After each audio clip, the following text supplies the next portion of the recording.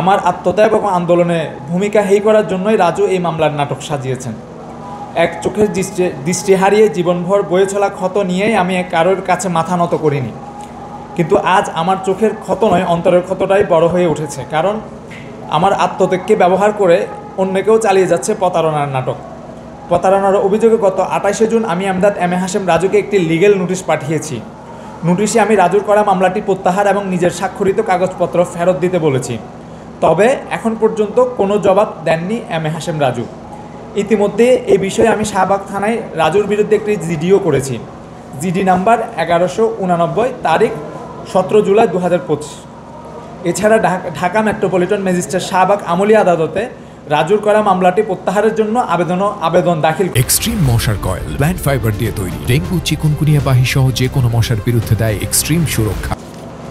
ইতিমধ্যে legal notice পাঠানো হয়েছে। এই অপকর্মের বিরুদ্ধে শুধু আইনি লড়াই নয়, মানুষের আদালতেও রাজুর বিচার হবে। জুলাই বিপ্লবের আত্মত্যাগকে যারা পুঁজি করে ফায়দা লুটতে চায় তাদের মুখোশ একে একে খুলে যাবে কোনো একদিন, ইনশাআল্লাহ।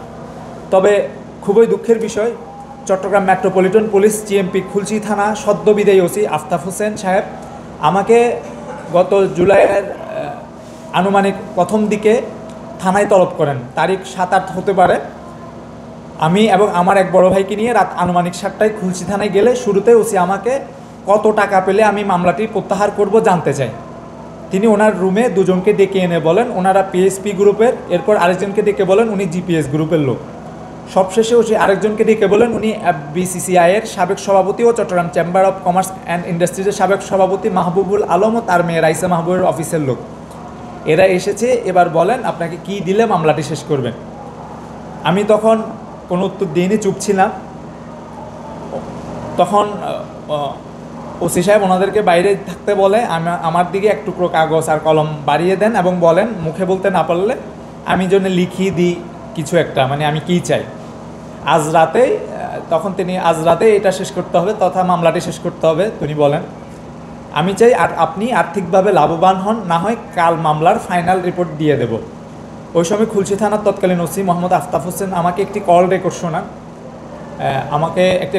শোনান। ওই কল রেকর্ডে সিএমপির কমিশনারকে বলতে শোনা যায় যে তুমি আজকের মধ্যে মামলার ফাইনাল রিপোর্ট করো, তুমি কথা পেঁচাচ্ছ, তোমাকে যেটা বলছি সেটাই করো। মানে বর্তমান যিনি সিএমপি মেট্রোপলিটন কমিশনার আছেন হাসিব আজিজ সাহেব, উনি ওসিকে নির্দেশ দিচ্ছেন যে যেন আজকের মধ্যে ফাইনাল রিপোর্ট দিয়ে দেয় আমার মামলার। আমি তখন ওখানে কোনো ধরনের কথা না বাড়াই রাতের আনুমানিক 8টার দিকে আমি আমার বড় ভাই সময় আমি থানা ত্যাগ করি, খুলশী থানা থেকে বেরিয়ে যাই। খুলশী থানা ওসি মোহাম্মদ আফতাব হোসেন মামলার একজন বাদী হিসেবে আমাকে কিছু না জানিয়ে থানায় ডেকে নেওয়ার পরদিনই 9 জুলাই 2025 তারিখে আমার মামলাটি আহত হওয়ার দিন ঘটনাস্থলে মামলায় উল্লেখ করার সময়ে আমি ছিলাম না উল্লেখ করে মামলাটির ফাইনাল রিপোর্ট আদালতে জমা দিয়েছেন। অবাক করার বিষয়, আমার মামলাটি দায়ের করা হয়েছে খুলশী থানায়, অথচ দায়ের করার মাত্র 22 দিনের মাথায়, মানে জুলাই আন্দোলনের মামলাগুলোর মধ্যে থানায় রুজু হওয়া আমার একমাত্র মামলা, যে মামলা 22 দিনের মাথায় ফাইনাল রিপোর্ট দিয়ে দেয়। মানে কোনো ধরনের এটাকে কী বলে, মানে তদন্ত বা চার্জশিট কিচ্ছু না দিয়ে ফাইনাল রিপোর্ট দিয়ে দেয়। আমি কিংবা বাদীর তথ্যপত্র ছাড়াই মন গড়া ফাইনাল রিপোর্ট পাঠান খোদ ওসি। ওখানে আমার আয়ু থাকলেও আমার আয়ু কিন্তু আমাকে কখনো ফোন করে নেয়। ওখানে মামলার যা তদন্ত বা যা কিছু করছেন ওসি সাহেব নিজে করছেন। উনি সব কিছু ওনার সাথে আমার কথা হয়েছে।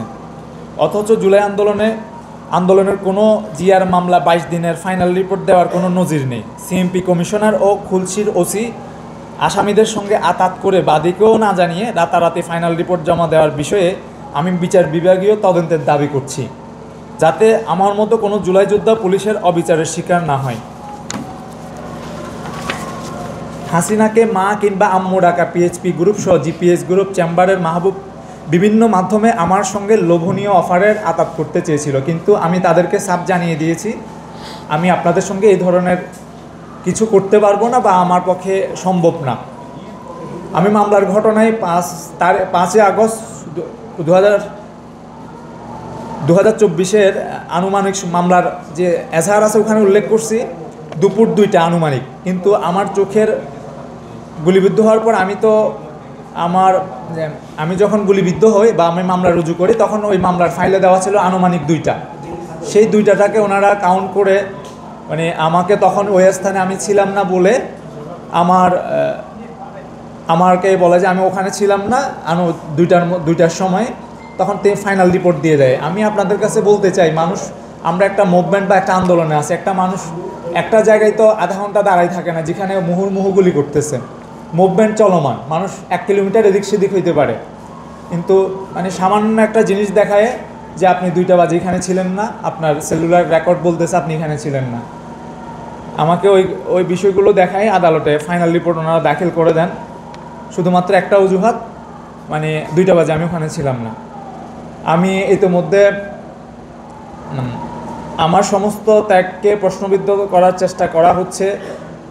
কেবল আমাকে ঘটনার ঠিক আমি যে আনুমানিক 2টা দিছি, 2টাতে আমি উপস্থিত ছিলাম না বলে আমাকে আমার মামলাটার ফাইনাল রিপোর্ট দিয়ে দিছে। এবং কি আমি সেটা জানতে পারি প্রায় 8-9 দিন পরে। আমাকে হচ্ছে ডাক অফিস থেকে ফোন করে আমার নামে একটা চিঠি আসছে বলে। বিষয়টি আমি জানতে পেরে আদালতে ফাইনাল রিপোর্টের বিরুদ্ধে নারাজি দিয়েছি। আদালতেরই শুনানোর দিন ধার্য রেখেছেন আগামীকাল, মানে আগামীকাল 15ই সেপ্টেম্বর। চট্টগ্রামের সন্দ্বীপ উপজেলার কাচিয়াপাড় গ্রামের বাসিন্দা আমি সাইফুদ্দিন মোহাম্মদ এমদাদ, বৈষম্য বিরোধী ছাত্র আন্দোলনের সম্মুখ যোদ্ধা, গুরুতর আহত জুলাই যোদ্ধা হিসেবে সরকারিভাবে প্রকাশিত তালিকায় আমার নাম রয়েছে 202 নম্বর ক্রমে। জুলাই আন্দোলনের সময় ঢাকার রাজু ভাস্কর্য, আজিমপুর, বাইতুল মোকাররম সহ বিভিন্ন স্থানে মিছিলে অংশ নিয়ে পুলিশের টার্গেটে পরিণত হয়। সেই সময় ছাত্র জনতার উপর ভয়ঙ্কর হয়ে ওঠা একদল পুলিশ সদস্যের বিরুদ্ধে একাই তর্কে জড়িয়ে প্রতিরোধ গড়ে তুলি। আমার বীরত্বের সেই দৃশ্যটি মুহূর্তে ভাইরাল হয়ে যায় নেট দুনিয়ায়। এতে ওই সময় গোয়েন্দা নজরদারির মধ্যে পড়ি আমি। 15 থেকে 20 জুলাই পর্যন্ত রাজু ভাস্কর্য, বিসি চত্বর, আজিমপুর, বাইতুল মোকাররমের উত্তর গেট, বক্সিবাজার মোড়ে ধারাবাহিক আন্দোলনে অংশ নিয়ে কয়েক দফায় আহত হয়েছি। এরপর গোয়েন্দা নজরদারি এড়িয়ে 28 জুলাই ঢাকা থেকে চট্টগ্রাম চলে যায়।